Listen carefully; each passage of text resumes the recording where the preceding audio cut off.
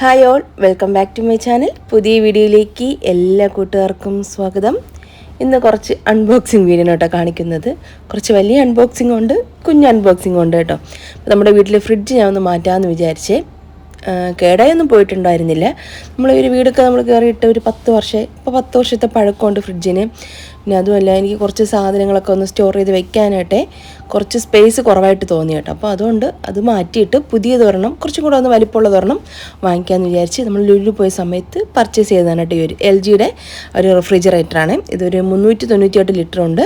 പിന്നെ അതുപോലെ തന്നെ 50K ആണ് അതിൻ്റെ റേറ്റ് വരുന്നത്. അപ്പോൾ എൻ്റെ അടുത്ത് 1-2 പേര് ചോദിച്ചിട്ടുണ്ടായിരുന്നു ഇൻസ്റ്റയിൽ ഞാൻ വീഡിയോ ഇട്ട സമയത്ത് എൻ്റെ ഡീറ്റെയിൽസ് ഒന്ന് പറയുമോ എത്താന്ന്. അപ്പോൾ അതുകൊണ്ടാണ് ഞാൻ അങ്ങനെ പറഞ്ഞത്.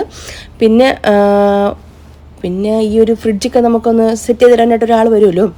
ആൾ വന്ന സമയത്ത് പറഞ്ഞിട്ടുണ്ടായിരുന്നു, ഫ്രിഡ്ജിലൊക്കെ മാക്സിമം നമ്മൾ ഈ ഒരു പ്ലാസ്റ്റിക് കവർക്ക് അവോയ്ഡ് ചെയ്തിട്ട് ഇങ്ങനെയുള്ള കണ്ടെയ്നർ സെറ്റുകളോ അല്ലെങ്കിൽ എന്തെങ്കിലും പ്ലാസ്റ്റിക് ബോക്സിലൊക്കെ ഒന്ന് നമ്മൾ ഐറ്റംസൊക്കെ സൂക്ഷിക്കുകയാണെന്നുണ്ടെങ്കിൽ ഫ്രിഡ്ജിനുള്ളിലൊക്കെ ഒന്ന് കേട് വരാതിരിക്കാനും പിന്നെ അതുപോലെ തന്നെ അതിൻ്റെ ഒരു കൂളിംഗ് എഫക്റ്റൊക്കെ കറക്റ്റായിട്ട് മെയിൻറ്റെയിൻ ചെയ്ത് പോകാൻ വേണ്ടിയിട്ടാണ് അങ്ങനെ പ്ലാസ്റ്റിക് കവറൊന്നും ഉപയോഗിക്കരുതെന്ന് പറഞ്ഞത്. അപ്പോൾ അതിനുള്ളിൽ നമ്മൾ ഷീറ്റൊക്കെ അങ്ങനെ വിരിച്ചിടുമല്ലോ, അതൊന്നും പാടില്ല.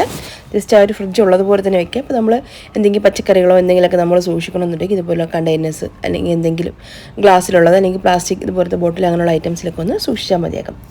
ഇത് ഏകദേശം ഞാൻ ഒരു 300, ഇത് 260 അങ്ങാണ്ട് ആ ഒരു റേഞ്ചിൽ, അത് 300 ആ ഒരു റേഞ്ചിലൊക്കെ വാങ്ങിച്ചിട്ടുള്ള പ്ലാസ്റ്റിക് കണ്ടെയ്നേഴ്സ് അതാണ് കേട്ടോ ഇത്.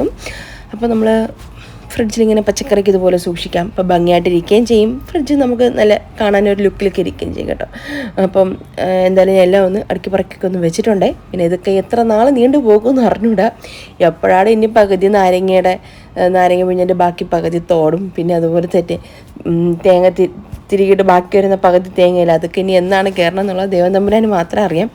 എന്തായാലും ഞാൻ ഇപ്പം കുറച്ച് ദിവസത്തേക്ക് ഇങ്ങനെ ഒരു പുതുമയിൽ ഇങ്ങനെയൊക്കെ വെച്ചിരിക്കും. പിന്നെ പതിയെ പിന്നെ പലതും അങ്ങനെ കുത്തിക്കയറ്റാൻ തുടങ്ങും അതിൻ്റെ അകത്തോട്ട്. പിന്നെ ഇത് നമ്മളെ പഴയ ഫ്രിഡ്ജാണ്, 10 വർഷം പഴക്കമുള്ള ഫ്രിഡ്ജാണ് കേട്ടോ. നമ്മൾ ഈ ഒരു വീട് കയറിയിട്ട് 10 വർഷം ആ ഒരു ടൈമിലുള്ള ഫ്രിഡ്ജാണ്. അപ്പോൾ അത് ഞാൻ നന്നായിട്ടൊന്ന് ക്ലീൻ ചെയ്തെടുത്തിട്ടുണ്ട്. പിന്നെ അതുപോലെ നമ്മൾ ഈ ഫ്രിഡ്ജ് കൊണ്ടല്ലോ 2 ആഴ്ചയോ അല്ലെങ്കിൽ ഒരു മാസത്തിൽ ഒരിക്കലെങ്കിലും ഒന്ന് ക്ലീൻ ചെയ്യണം കേട്ടോ. അത് ഉള്ളൊക്കെ, അതായത് കുറച്ച് നാരങ്ങ നീരോ അല്ലെങ്കിൽ വിനാഗിരിയോ ബേക്കിംഗ് സോഡയൊക്കെ എടുത്തിട്ട് ഒന്ന് ജസ്റ്റ് ഒന്ന് വെള്ളം ഒഴിച്ചൊന്ന് മിക്സ് ചെയ്ത് വെച്ചിട്ട് ഒന്ന് ഉള്ളൊക്കെ നന്നായിട്ടൊന്ന് തേച്ചൊന്ന് പിടിപ്പിച്ചിട്ട് നല്ലൊരു നനഞ്ഞ തുണി കൊണ്ടൊരു 4-5 തവണ ഒന്ന് കഴുകി ഒന്ന് തുടച്ചൊന്ന് എടുക്കണം കേട്ടോ. നമ്മൾ തുണി ഒന്ന് കഴുകി പിഴിഞ്ഞെടുക്കുക, തുടയ്ക്കുക, പിന്നെ വീണ്ടും തുണി കഴുകി പിഴിഞ്ഞെടുക്കുക, തുടയ്ക്കുക. അങ്ങനെ ഒരു 3-4 തവണ തുടച്ചെടുക്കുകയാണെന്നുണ്ടെങ്കിൽ ആ ഫ്രിഡ്ജിനുള്ളിൽ ആ ഒരു ബാഡ് സ്മെല്ലില്ലാതിരിക്കും കേട്ടോ. ഫ്രിഡ്ജ് കുറേ കാലം നല്ല ആ ഒരു സ്മെല്ല് കറക്റ്റായിരിക്കും, അവർ വേണ്ടാത്ത സ്മെല്ല് വരില്ല. പിന്നെ ഇതും ഞാൻ ഫ്ലിപ്കാർട്ടിൽ നിന്ന് വാങ്ങിച്ചതാണ്. ഇൻഡസ് വാലി എന്നൊരു ബ്രാൻഡാണ് കേട്ടോ. അതും കൊള്ളായിരുന്നു. അത്യാവശ്യം നല്ല പാത്രം, നല്ല വെയിറ്റ് കൊണ്ടായിരുന്നു. പിന്നെ അതൊരു 2700 ആ ഒരു റേഞ്ചിലൊക്കെയാണ് കേട്ടോ ഞാൻ വാങ്ങിച്ചിട്ടുണ്ടായിരുന്നത്. പിന്നെ ഇതുവരെ ഞാൻ ഈ ഒരു സാധനം കഴിച്ചിട്ടില്ല, അതുകൊണ്ട് ഇതിൻ്റെ അൺബോക്സിങ് കൂടെ കാണിക്കാമെന്ന് ഞാൻ വിചാരിച്ചത് കേട്ടോ. എപ്പോഴും ഇത് വാങ്ങിക്കണമെന്ന് വിചാരിക്കും. ഇതിൻ്റെ റേറ്റ് കാണുമ്പോൾ ഞാൻ തിരിച്ച് വെറുതെ എന്തിനാണ് ഇത്രയും പൈസ കൊടുത്തൊരു ബിസ്ക്കറ്റ് വാങ്ങിക്കണം എന്നുള്ള ഒരു മൈൻഡ് സെറ്റായിരുന്നു. അപ്പോൾ ഞാൻ വാങ്ങിക്കാതെ പോയത്. പക്ഷേ ഇപ്രാവശ്യം എന്തായാലും 2 കൽപ്പിച്ച് വാങ്ങിച്ചിട്ടുണ്ടായിരുന്നു. പക്ഷേ സാധനം കൊള്ളാൻ കേട്ടോ. ഒരു പ്രത്യേക ഒരു ടേസ്റ്റൊക്കെ ഉണ്ട്. നമ്മൾ സാധാരണ കഴിക്കുന്ന ബിസ്ക്കറ്റിനേക്കാളും കുറച്ചൊരു വ്യത്യസ്തതയൊക്കെ ഉണ്ടെന്ന് എനിക്ക് തോന്നി. എന്തായാലും എനിക്കിഷ്ടപ്പെട്ടു, പേഴ്സണലി കൊള്ളാം. പിന്നെ ഇതാ വാങ്ങിച്ചത് ഹോക്കിൻസിൻ്റെ ഒരു തഡ്ക പാനാണ് കേട്ടോ. ഇതൊരു 376 ആ ഒരു റേഞ്ചിൽ വരുന്ന ഒരു പാനാണ്. ഇത് അങ്ങനെ സ്റ്റവിൽ വെച്ച് അങ്ങനെ ഇരിക്കുകയും ചെയ്യില്ല, കുറച്ച് ചരിഞ്ഞ് തന്നെയാണ് ഇരിക്കുന്നത്. പിന്നെ നമ്മൾ ആ ഒരു പിടിയില്ലേ, ആ ഒരു ഹാൻഡിൽ, ആ ഒരു ഭാഗത്ത് എന്തെങ്കിലും അത്രയും പൊക്കത്തിനൊരു പാത്രം വെച്ച് കൊടുക്കുകയാണെങ്കിൽ കറക്റ്റായിട്ട് നിൽക്കും.